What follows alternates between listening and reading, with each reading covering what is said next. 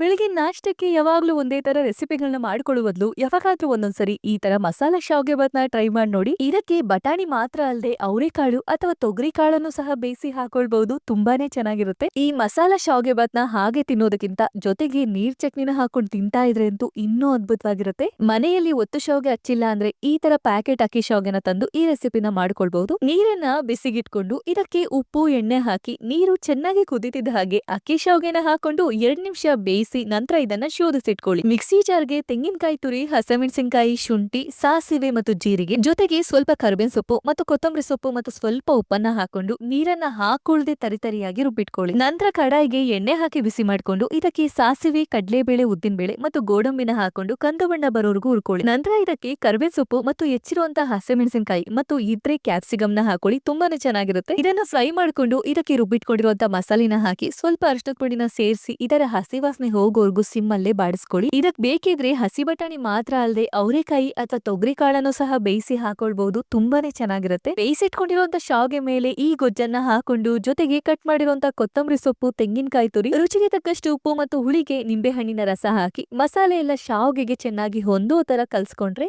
ಅದ್ಭುತವಾದ ರುಚಿ ಇರುವಂತ ಮಸಾಲಾ ಶಾವ್ಗೆ ಭಾತ್ ತಯಾರಾಗುತ್ತೆ. ಇದನ್ನ ಬಿಸಿ ಬಿಸಿ ಇರ್ಬೇಕಾದ್ರೆ ಮಾಡಿದ ತಕ್ಷಣನೇ ಹಾಕೊಂಡು ತಿಂತಾ ಇದ್ರೆ ತುಂಬಾನೇ ಚೆನ್ನಾಗಿರುತ್ತೆ. ಇದ್ರ ಜೊತೆ ನೀರ್ ಚಟ್ನಿ ಇದ್ರೆ ಅಂತೂ ಇನ್ನೂ ಅದ್ಭುತವಾಗಿರುತ್ತೆ. ಟ್ರೈ ಮಾಡಿ ನೋಡಿ.